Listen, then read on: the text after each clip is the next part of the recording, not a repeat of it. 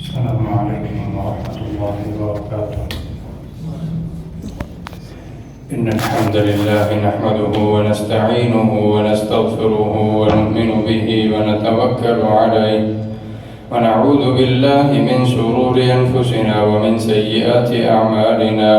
من يهده الله فلا مضل له ومن يضلل فلا هادي له. وأشهد أن لا إله إلا الله وحده لا شريك له وأشهد أن محمدا عبده ورسوله. أما بعد فأعوذ بالله السميع العليم من الشيطان الرجيم. يا أيها الذين آمنوا اتقوا الله حق تقاته ولا تموتن إلا وأنتم مسلمون.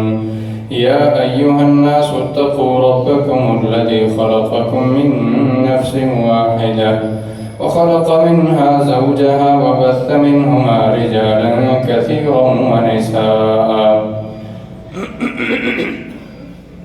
واتقوا الله الذي تساءلون به والأرحام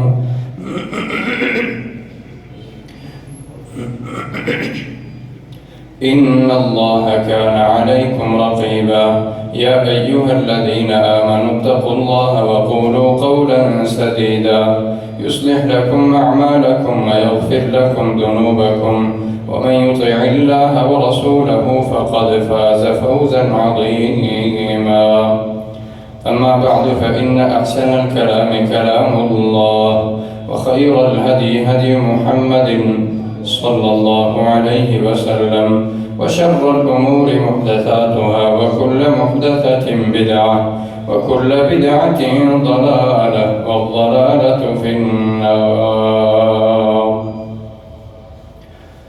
أما بعد فأعوذ بالله السميع العليم من الشيطان الرجيم. وإنك لعلى خلق عظيم.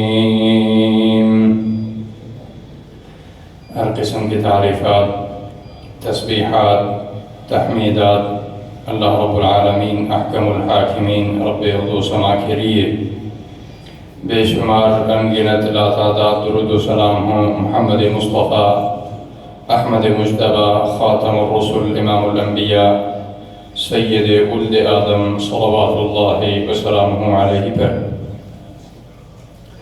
قابل صد احترام بزرگان کرام، گران قدر نوجوان ساتھیوں، معززات، سامعات، ماؤ بہنوں،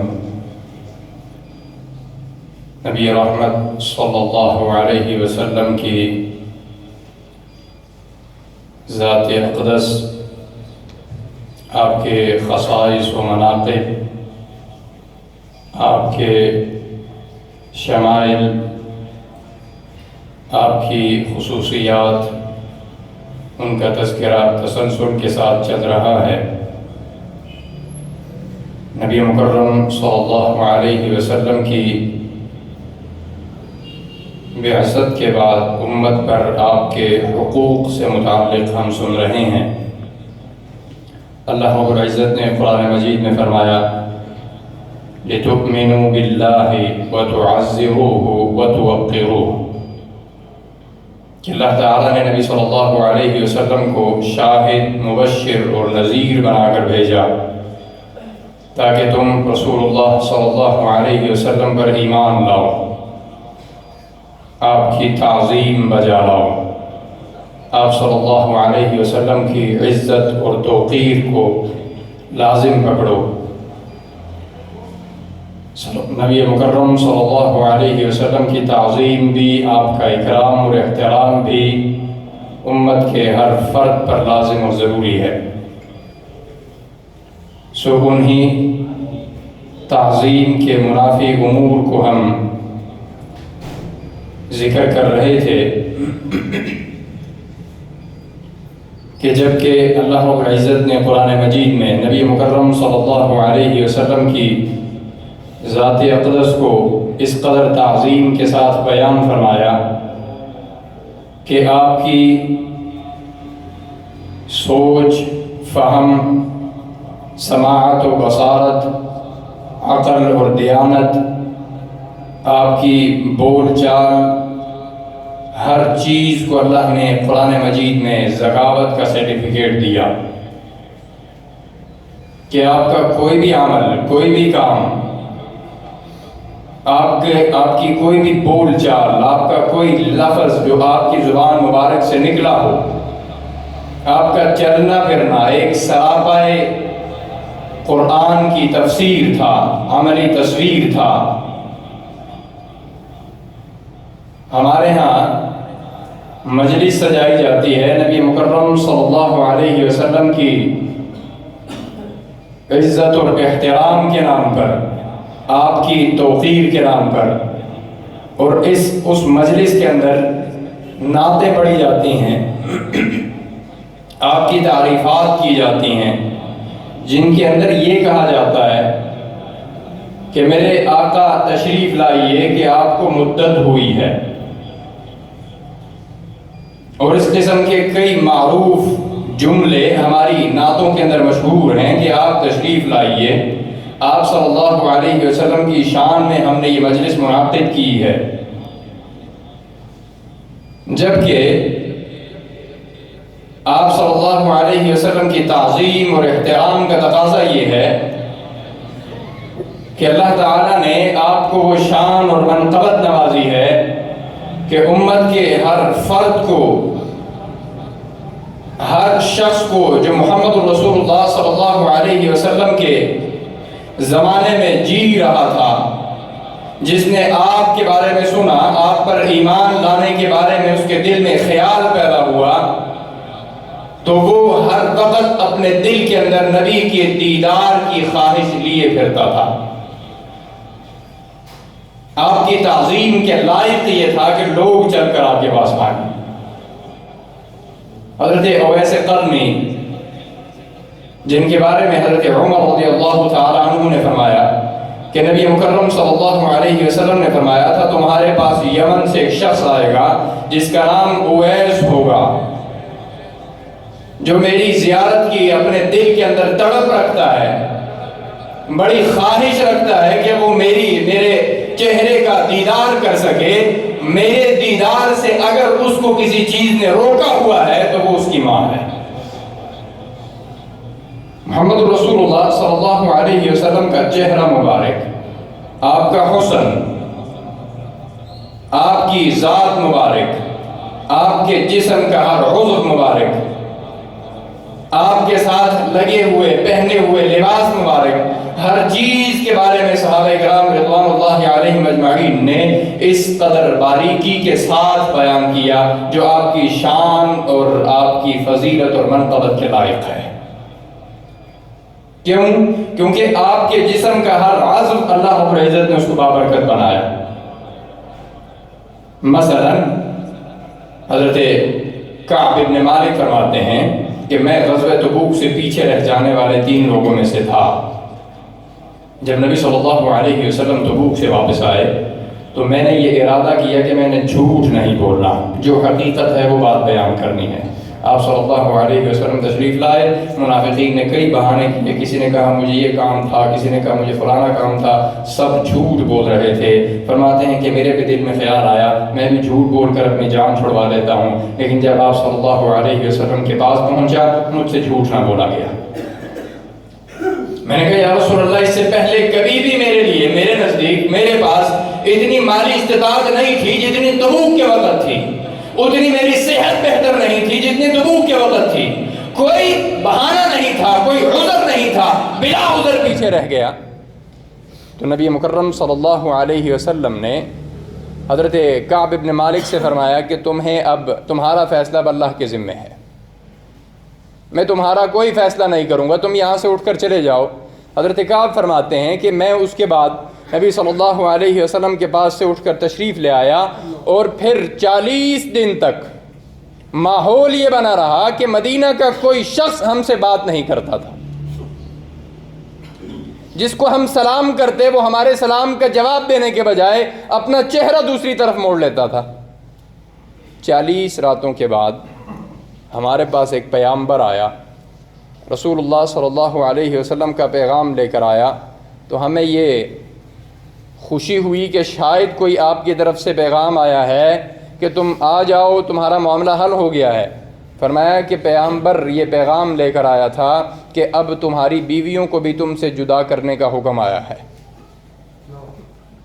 وہ 50 دن حضرت کعب ابن مالک فرماتے ہیں ہم نے بڑی مشکل میں کاٹے. اس کے بعد ایک دن پیغام یہ آیا، اعلان یہ ہوا، سارے مدینہ کے اندر جوش اور ولولہ پیدا ہو گیا. ہر شخص مجھ تک اور میرے ساتھیوں تک یہ پیغام پہنچانے کی تمنا لیے ہوئے تھا کہ ہم کعب تک پیغام پہنچائیں کہ اللہ نے تمہاری توبہ قبول فرما لی ہے. فرماتے ہیں میں اس خوشی کی خبر میں جو میرے پاس سب سے پہلے شخص آیا، میرے جسم پہ جتنے کپڑے تھے میں نے اتار کے اس کو دے دیے. پھر میں چل کے رسول اللہ صلی اللہ علیہ وسلم کے پاس تشریف لایا. آپ کے پاس انصار تشریف رکھتے تھے، مہاجرین بیٹھے ہوئے تھے. آپ صلی اللہ علیہ وسلم کا چہرہ چمک رہا تھا، اور پھر اس چہرے کی چمک کی مثال انہوں نے بیان فرمائی، آپ کے حسن کی مثال بیان فرمائی. فرمایا کہ جب بھی نبی صلی اللہ علیہ وسلم کو اپنی زندگی کے اندر کوئی خوشی پہنچتی، آپ کو خوشی کی کوئی بھی خبر پہنچتی، فرمایا کہ آپ صلی اللہ علیہ وسلم کا چہرہ اس قدر چمک رہا ہوتا گویا کہ وہ چاند کا ٹکڑا ہو. پھر اسی لیے نبی مکرم صلی اللہ علیہ وسلم کی اس شکل و شباہت کے بارے میں، آپ کے قد و قامت کے بارے میں حضرت علی رضی اللہ تعالیٰ عنہ فرمایا کرتے تھے آپ صلی اللہ علیہ وسلم اتنے لمبے نہیں تھے کہ جس کی جو لمبائی بری لگتی ہے. طویل قد لوگ بھی برے لگتے ہیں، لیکن آپ صلی اللہ علیہ وسلم کا اللہ نے ایسا میانہ قد آپ کو بنایا تھا کہ آپ صلی اللہ علیہ وسلم کا قد بھی برا نہیں لگتا تھا. آپ اتنے چھوٹے بھی نہیں تھے کہ آپ کو کہا جائے کہ آپ چھوٹے قد والے ہیں. آپ کے کندھے انتہائی چوڑے تھے. آپ صلی اللہ علیہ وسلم کے دانت مبارک انتہائی سفید تھے. اور اس ساری شکل و شباہت کو حضرت علی رضی اللہ تعالیٰ عنہ نے بڑی تفصیل کے ساتھ بیان فرمایا. اور پھر اس حسن کی مثال حضرت جابر ابن سمرہ رضی اللہ تعالیٰ عنہ نے ذکر فرمائی. نبی صلی اللہ علیہ وسلم کی شکل و شباہت، آپ کے چہرے مبارک، آپ کے دندان مبارک، آپ کے کف مبارک، ہر چیز کے بارے میں معلوم ہونا ہر مومن کے لیے ضروری ہے. وہ اس لیے کہ نبی مکرم صلی اللہ علیہ وسلم نے فرمایا کہ کوئی بھی شخص جو خواب میں مجھے دیکھے اس نے مجھے ہی دیکھا، کیونکہ شیطان میری شکل کے اندر کبھی بھی نہیں آ سکتا. اب یہ نبی صلی اللہ علیہ وسلم کی صحیح حدیث ہے، لیکن ہمارے ہاں ایک مجلس سجی آپ صلی اللہ علیہ وسلم کی تعریف میں، آپ کی منقبت میں، آپ کی شان میں، اس میں بیان کرنے والے نے بیان کرنا شروع کیا کہ میرے پاس میرے خواب میں نبی صلی اللہ علیہ وسلم آئے اور آپ صلی اللہ علیہ وسلم انتہائی نورانی چہرے والے تھے. آپ کے پوچھنے والے نے پوچھا کہ ہمیں ذرا بتلائیے کہ آپ کا چہرہ کیسا تھا. فرمایا اتنا چمک رہا تھا کہ آپ کے خوبصورت چاند جیسی سفید داڑھی آپ کی ہمیں نظر آئی. اور اس قسم کے وہ جھوٹ پر جھوٹ بولتے چلے جاتے ہیں. حالانکہ نبی صلی اللہ علیہ وسلم جب آپ اس دنیا سے تشریف لے گئے تو آپ کی داڑھی مبارک میں گنتی کے 18 یا 19 بال ایسے تھے جو سفید ہوئے. نہ آپ صلی اللہ علیہ وسلم کی زندگی میں آپ کے بال سفید ہوئے ہی نہیں. آپ 63 سال کی عمر تک ایک جوان آدمی کی شکل و شباہت کے ساتھ زندہ رہے، چہرے پر رعب اور جلال کے ساتھ زندہ رہے، اور آپ اس رعب، جلال اور چہرے مہرے کے ساتھ اس دنیا سے تشریف لے گئے. اور دوسری چیز کہ ہمارے ہاں نبی مکرم صلی اللہ علیہ وسلم کے بارے میں یہ آپ کی شان اور منقبت میں بیان کیا جاتا ہے کہ آپ ان پڑھ تھے. نبی اللہ رب العزت نے قرآن مجید میں فرمایا ما کنت تتلو من قبلہ من کتاب. اے نبی صلی اللہ علیہ وسلم آپ اس سے پہلے کتاب کو نہیں پڑھتے تھے، ولا تخطہ بیمینک، اور نہ ہی اس کو اپنے ہاتھ سے لکھتے تھے. اس کا مطلب ہمارے ہاں لفظ بولا گیا کہ آپ ان پڑھ تھے. ان پڑھ کا کیا مطلب ہوتا ہے؟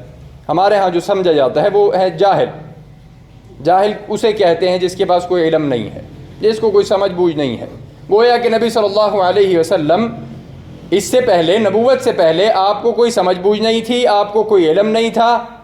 حالانکہ یہ بات انتہائی خطرناک ہے، آپ صلی اللہ علیہ وسلم کی شان کے منافی ہے.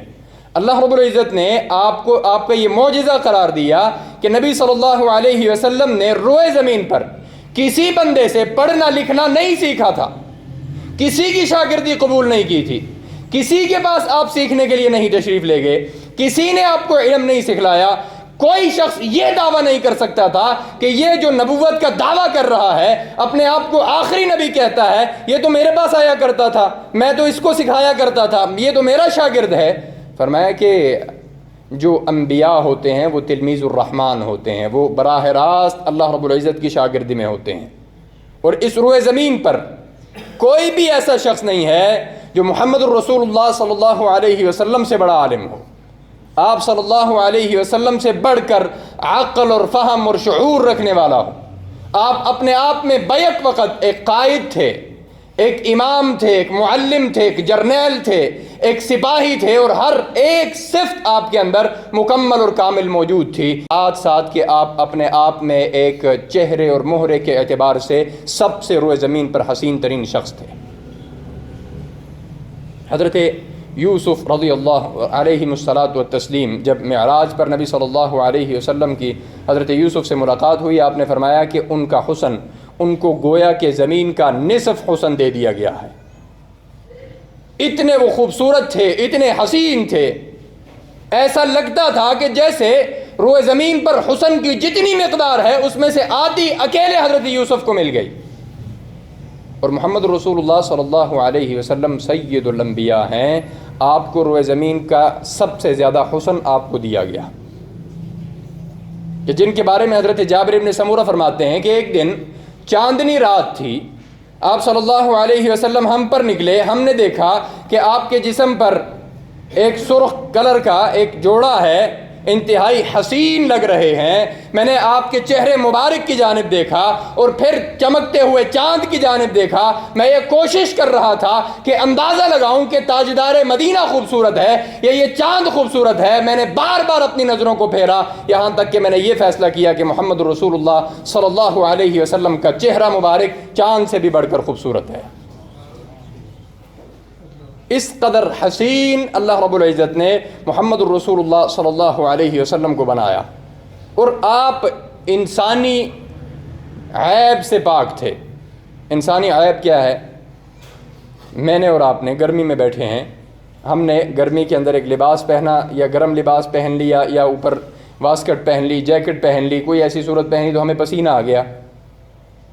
ساتھ بیٹھے شخص کو ہم سے تکلیف ہونے لگی، اس نے ہمیں کہا کہ بھائی ذرا یا تو آپ باہر تشریف لے جائیے یا اپنا جسم کو ٹھنڈا کر لیجئے، آپ کے پسینے کی بدبو ہمیں آ رہی ہے۔ یہ انسانی عیب ہیں، انسانی کمیاں ہیں، کمزوریاں ہیں جو اللہ تعالیٰ نے بنائی ہیں ہر ایک انسان میں۔ لیکن کائنات کے امام محمد الرسول اللہ صلی اللہ علیہ وسلم کی شان یہ ہے، آپ کی منقبت یہ ہے، آپ کی فضیلت یہ ہے کہ آپ صلی اللہ علیہ وسلم کے جسم مبارک پر آنے والا پسینہ، اس کی خوشبو کو اللہ نے کستوری سے بھی زیادہ خوشبودار بنا دیا تھا۔ حضرت انس بن مالک فرماتے ہیں کہ میں نبی صلی اللہ علیہ وسلم کے ما مسست کفن، میں نے کسی بھی ہتھیلی کو آج تک ایسی ہتھیلی کو نہیں چھوا جو رسول اللہ صلی اللہ علیہ وسلم کی ہتھیلی سے زیادہ نرم ہو۔ پھر اس نرمی کی وہ مثال دیتے ہیں، فرماتے ہیں کہ میں نے رسول اللہ صلی اللہ علیہ وسلم کی ہتھیلی کو چھوا تو مجھے ایسا لگا کہ یہ آپ کی ہتھیلی مبارک کسی بھی قسم کے ریشم کے کپڑے سے بھی انتہائی نرم ہے۔ اور آپ کی ہتھیلی پر آنے والا پسینہ جب ہم آپ کی ہتھیلی کو چھوتے اور پھر اس کے بعد اپنے ہاتھوں کو سونگھتے تو ہمیں اس کے اندر کستوری سے بھی زیادہ خوشبودار خوشبو ہمیں آیا کرتی۔ حضرت ابو جحیفہ فرماتے ہیں کہ ایک غزوے میں ہم نبی صلی اللہ علیہ وسلم کے ساتھ تھے، آپ نے ایک جگہ پڑاؤ ڈالا تو میں نے دیکھا کہ صحابہ کرام آگے بڑھ کر آپ صلی اللہ علیہ وسلم کا ہاتھ مبارک پکڑتے ہیں، اس کو اپنے چہرے پر مل رہے ہیں۔ فرماتے ہیں میں بھی آگے بڑھا، میں نے آپ صلی اللہ علیہ وسلم کے ہاتھ مبارک کو پکڑا اور پھر اٹھا کر آپ کو اپنے چہرے پر آپ کے ہاتھ کو ملا۔ کان ابرد من الثلج، وہ برف سے بھی انتہائی زیادہ ٹھنڈا تھا۔ وکان ریحہ اطیب من المسکی، اور آپ کے جو ہتھیلی پر آیا ہوا پسینہ ہے اس کی بو کستوری سے بھی زیادہ خوشبودار تھی، اس قدر شاندار تھی کہ انسان کا دل کیا کرتا کہ آپ کے ہاتھ کو، آپ کی ہتھیلی کو مسلسل چھوتا رہے اور اس سے اپنے آپ کو خوشبودار کرتا رہے۔ اور پھر نبی مکرم صلی اللہ علیہ وسلم کی دانت مبارک کے بارے میں الدلائل النبوہ بیہقی کے اندر حضرت انس بن مالک سے مروی ہے، فرماتے ہیں کہ آپ صلی اللہ علیہ وسلم کے دانت مبارک کو دیکھتے تو ایسے لگتا، جب بھی آپ مسکراتے تو ایسے معلوم ہوتا جیسے کہ بجلی چمک رہی ہو، اس قدر خوبصورت دانت آپ کے ہم مومنوں کو، صحابہ کرام کو نظر آیا کرتے، اور ہم کوشش کرتے کہ آپ کی دانتوں کی زیارت کیے رکھیں۔ یہ ساری باتیں آپ صلی اللہ علیہ وسلم کی ذات کو، آپ کی شخصیت کو، آپ کے جسم اطہر کو، آپ کے چلنے پھرنے کو، آپ کے اٹھنے بیٹھنے کو ایک مکمل ضابطہ حیات اور اسوہ حسنہ بنا کر امت کے سامنے رکھی گئی ہیں۔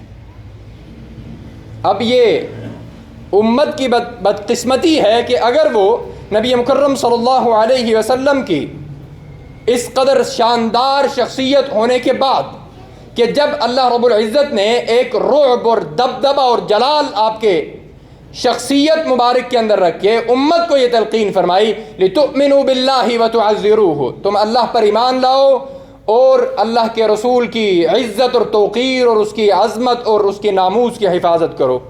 اب ہم نے ناموس کی حفاظت کیسے کی؟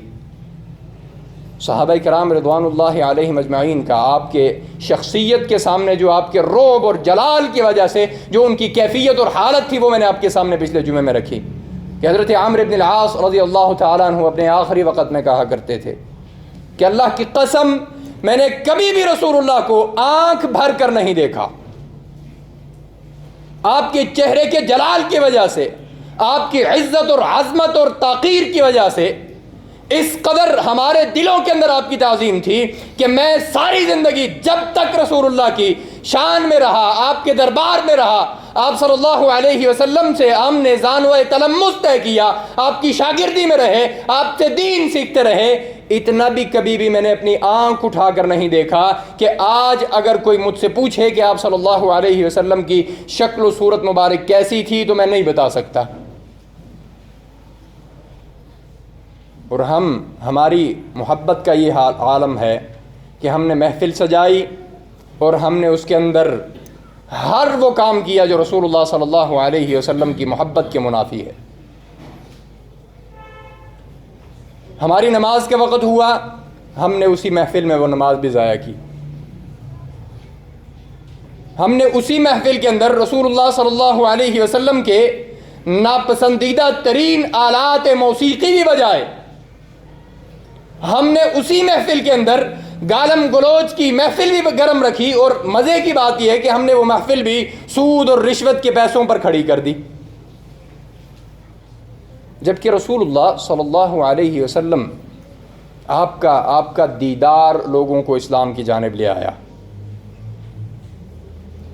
آپ صلی اللہ علیہ وسلم کا چہرہ مبارک وہ اس قدر رعبدار اور جلال والا تھا کہ آپ کو دیکھنے والے پھر یکدم پلٹ کر اسلام کی جانب چلے آئے۔ حضرت ثمامہ بن اسال اس کی سب سے بڑی مثال ہے۔ نبی مکرم صلی اللہ علیہ وسلم نے صحابہ کرام کی ذمہ داری لگائی کہ مدینہ کے راستوں کی حفاظت کرنی ہے۔ جب وہ راستوں پر پہرے کے لیے موجود تھے تو ایک شخص وہ وہاں سے گزر رہا تھا، اہل یمامہ کا سردار، صحابہ کو معلوم نہیں تھا کہ یہ کون ہے۔ وہ ان کو پکڑ کر مدینے میں لے آئے اور مسجد کے ایک ستون کے ساتھ باندھ دیا۔ نبی صلی اللہ علیہ وسلم صبح مسجد میں تشریف لائے، آپ نے دیکھا ثمامہ سامنے مسجد کے ستون سے بندھا ہوا ہے۔ آپ نے پوچھا ثمامہ کیا حال ہے، کس حال میں ہو، کیا ہوا ہے؟ تو اس نے آپ صلی اللہ علیہ وسلم کی جانب اپنا رخ بھی اٹھا کر دیکھنا اس نے پسند نہیں کیا کہ آپ کی طرف نظر اٹھا کر دیکھے، آپ کے چہرے کو دیکھے۔ آپ صلی اللہ علیہ وسلم نے پوچھا کیا حال ہے؟ اس نے بڑی درست باتیں کہیں، بڑے سخت لہجے میں باتیں کہیں. کہنے لگا کہ اگر تم نے مجھے قتل کیا تو میرے بدلے لینے والے موجود ہیں، اگر تم نے مجھ پر احسان کیا تو مجھے احسان کا بدلہ چکانے والا پاؤ گے، لیکن قتل کیا حالانکہ وہ آپ صلی اللہ علیہ وسلم کا مجرم ہے، آپ کی ریاست ہے، آپ کے حکم پر صحابہ اس کی گردن تن سے جدا کرنے کو تیار ہیں، لیکن آپ نے اس کو اس کے حال پر چھوڑ دیا. اور تیسرے دن آپ نے کہا اس کو چھوڑ دو. آپ نے اس کو چھوڑ دیا اور اپنی مجلس میں مصروف ہو گئے. کچھ دیر بعد دیکھا کہ ثمامہ پھر دروازے پر آ کر کھڑا ہے. نبی مکرم صلی اللہ علیہ وسلم نے اس کی جانب دیکھا، کہا ثمامہ ہم نے تمہیں بھیج دیا ہے، ہم نے تمہیں آزاد کر دیا، اب تم ہمارے قیدی نہیں ہو، تم ہمارے مجرم نہیں ہو، پھر واپس کیوں پلٹ آئے ہو؟ انہوں نے جواب دیا، اے اللہ کے رسول صلی اللہ علیہ وسلم، روئے زمین پر میرے نزدیک اس سے پہلے اگر کوئی برا ترین، بدترین، ناپسندیدہ ترین کوئی چہرہ تھا تو وہ آپ کا چہرہ تھا، لیکن آپ کا چہرہ دیکھ لینے کے بعد روئے زمین پر میرے نزدیک سب سے بہترین اور خوبصورت ترین اگر کوئی چہرہ ہے تو وہ آپ کا چہرہ ہے.